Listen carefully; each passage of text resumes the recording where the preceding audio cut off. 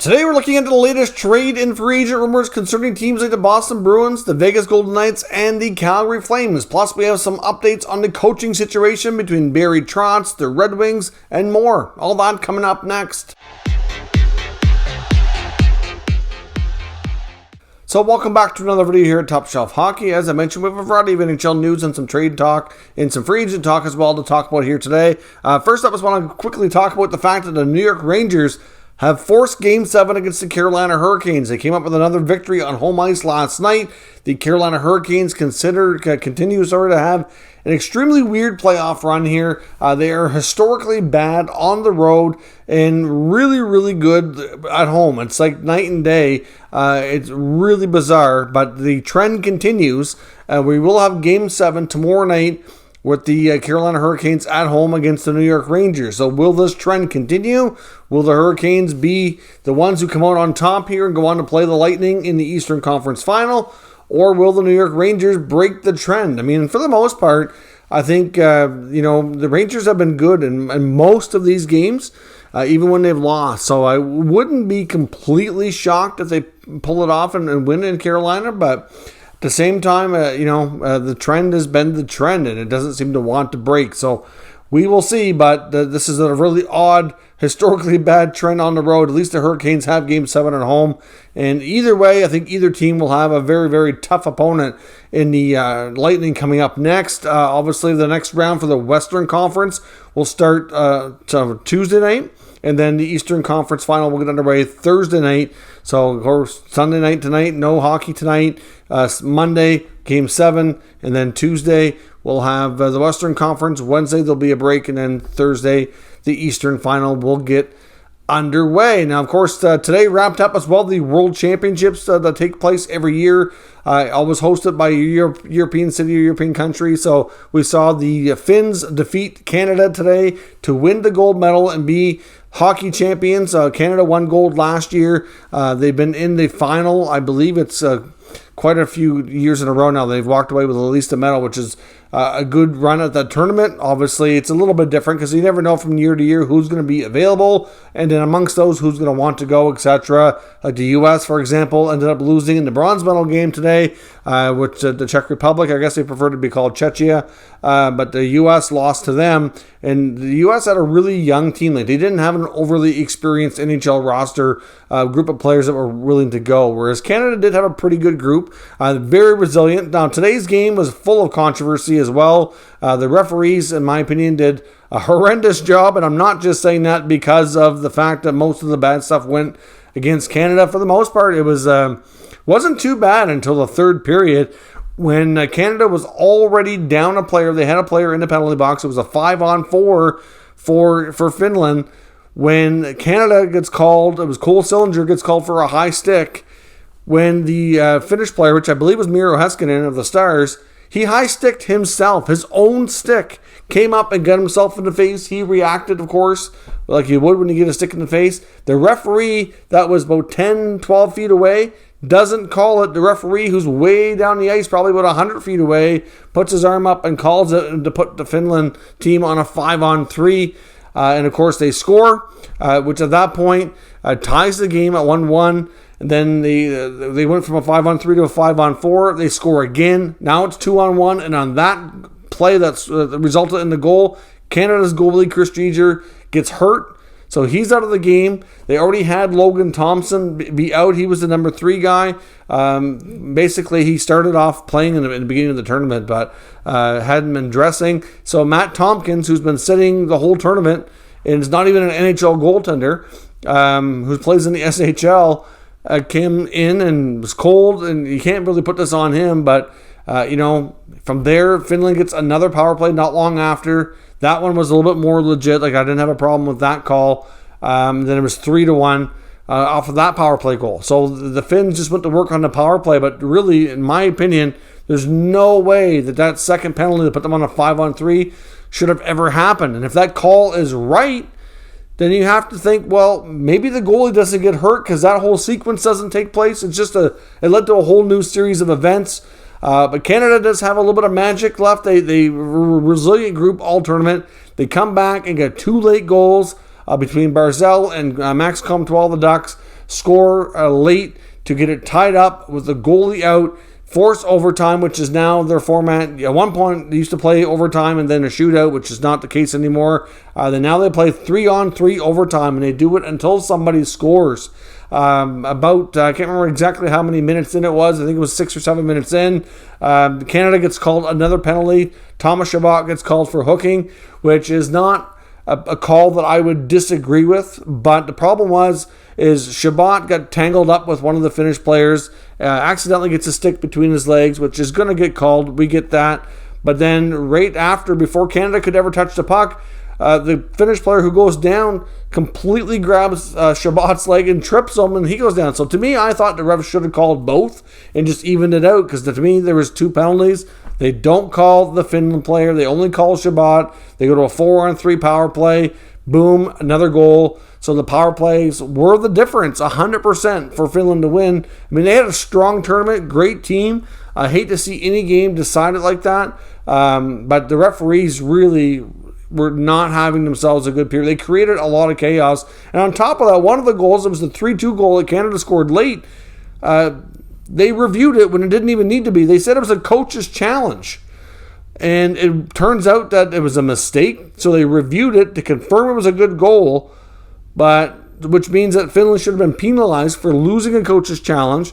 But somehow they're saying that there was a misunderstanding, that they didn't want to challenge. So it's like, why are you reviewing it? It's just so confusing. It was just a historically chaotic, bad sequence of events. We tend to complain as fans about the NHL refereeing a lot, but like this, the IIHF needs to look at this. I don't want to. I hate seeing referees be factors in the outcome. But at the end of the day, like, Finland themselves have to agree, like, they high stick themselves. That was the start of it all, and by far the worst of it. And if that doesn't get called or gets corrected, then it's hard to say that the rest of the sequence of events go down the way it was. It certainly turned the game, that's for sure. And I'm sure that moment's going to be talked about for a while. But so the Finns had a great tournament, a great team. It's unfortunate for Canada that they get the silver medal instead of gold. Hard to say that they definitely would have won gold anyways. You can't say that. Because again, that was a turning point. It was a tie game they had a 1-goal game at the moment. So it's just really, you can't predict it. Anyways, it was just a bad sequence that, I know Canadians are certainly not happy about. That is for sure. Now on to some NHL coaching rumors here. Barry Trotz, according to 32 Thoughts segment last night on Hockey Night in Canada, Elliot Friedman's reporting that he does have lots of offers and lots of talks going on with different teams. I believe there's 4 teams in the mix. But the big thing that they reported last night is Barry Trotz is in no hurry to make a decision. He's going to take his time, think things through, discuss with his family, talk to these teams. And at some point, if a team gets antsy enough and wants to make a decision and he's not ready, then maybe they lose out on that candidate. It's really hard to say. But we know he's already talked to Winnipeg. We know he talked to Philly. It's believed he's talked to Detroit and Vegas, possibly Dallas as well. So there's going to be lots and lots of opportunities, and he's not in a hurry. So we'll see where things go. On the Red Wings coaching front, again, Trotz is in that mix as well. Friedman also points out that Tampa Bay assistant Derek Lalonde is another possibility. Obviously somebody that Eiserman would be familiar with from the past, and obviously an assistant coach who's, I guess, regarded enough to possibly get an opportunity to move up to be a head coach here soon. And it's also believed that Rick Tocchet might be one of the candidates in Detroit as well. So we'll see where things go, but certainly lots of coaching roundups and decisions to be made here in the coming weeks for all the vacancies. There's other ones as well, but those are the latest news on that front. Now, of course, on 32 Thoughts, they also talked a bit about the Calgary Flames and the latest talk and rumors around the situations involving Gaudreau and Tkachuk. Of course, Johnny Gaudreau's the UFA, Matthew Tkachuk's an RFA. Both need to be signed, ideally both long-term, but it's not going to be easy. Friedman's reporting that the Flames are not going to be wasting any time at all. They want to get to work on these deals ASAP, which is probably the right thing to do, given the fact that if things don't go well and they need to go in a different direction, that they'll have more time to think about it, make decisions, and figure out what's best for the team moving forward. They don't have to worry too much about Matthew Tkachuk in terms of whether or not he'll be in the lineup next year. I think obviously being an RFA, the worst case scenario for them is that he just accepts his qualifying offer, signs it, and doesn't negotiate a longer term deal, which we don't really think is going to be the case, but that is an option for him, and that would be the worst case, which they guarantee one more season, and after that he becomes UFA. Then it's up in the air. We're all over this again at this time next year about him, of course. So, ideally that could happen, but we know he's a Flame next year, whereas Gaudreau is questionable if he can't come to terms on a contract. Brad Treliving continues to say that they're going to move, heaven and earth and do everything they can to make sure that they can get him signed. But at the end of the day, it's him and his agent's decision here. Now, it doesn't sound like they really talked a whole lot during the season. I know we had heard early on that there was an agreement with Gaudreau and the Flames that they weren't going to talk about it publicly at all through the year, and they really didn't. They held up to that. There really wasn't much in the way of rumors or anything about what was being discussed, and I kind of think now that it's probably because there really wasn't much of anything going on. I mean, Gaudreau himself on his media availability said he needs to talk to his agent and family and decide what's best for his future. Like, well, if you're already negotiating, wouldn't you already kind of know the answer to that? I mean, obviously he said that he's certainly open to staying in Calgary, said all the right things, so I don't think that it's a given at all that he goes one way or another. But I do think, given the reputation of his agent, Lewis Gross, I would not be shocked at all if Johnny Gaudreau at least makes it to the point in free agency where at the beginning of it when he can talk to other teams and see what other teams will offer before he makes a decision. Wouldn't be surprising to me in the least. So we'll see. But we should know here probably in the next week or two, well ahead of free agency, if Johnny Gaudreau is going to be going to market or not, or if somehow they talk about things and get a contract done. But honestly, I will be shocked if that comes to be and it doesn't happen later in the summertime. But like I said, I'm not saying that Gaudreau's leaving or staying. I just think his agent is going to encourage him to at least see the options before he makes a decision. Now, the latest trade talk around the Boston Bruins. The Boston Globe is reporting that they're expected to consider shopping Craig Smith, who's got 1 year left at $3.1 million. Smith was a decent free agent pickup a couple years back, but certainly wasn't great in this year's playoffs and been a little bit inconsistent. There's a number of players, I think, on that Bruins roster that could be, maybe different next year. To be honest, I think we're going to see, it's possible at least, some good-sized turnover in the Bruins forward group especially. I mean, the D-core, now that they have Lindholm and McAvoy signed long-term, they have Brandon Carlo. We could see some changes. Like, it is possible they could move a guy like Mike Riley, who they acquired a couple deadlines back from Ottawa, was a good fit, but now they've got some other guys that are kind of better fit, you could say, so he's kind of fallen back on their depth chart. So it wouldn't be shocking if they try to move him. Of course, we know the trade request for Jake DeBrusk is technically still out there. We don't know that he's going to change his mind. And to be honest, he had a lot of opportunity to play with Marchand and Bergeron at times this year, towards the end of the year into the playoffs, which is, he did well. But that might not be there next year. And I really don't know that he's going to change his mind. But we will see, because that's not quite clear. But as of today, it's still technically something he's asked for. So you could see DeBrusk moved. You could see Craig Smith moved. Nick Foligno, again, he didn't work out in Toronto at the deadline. Last year goes to Boston. That doesn't work out. It's possible that I don't think they can trade him. I would not be shocked at all if the Bruins buy out that contract. So Foligno might not be back. Of course, you got Brad Marchand, who's going to be there, but he's going to be out to start the year.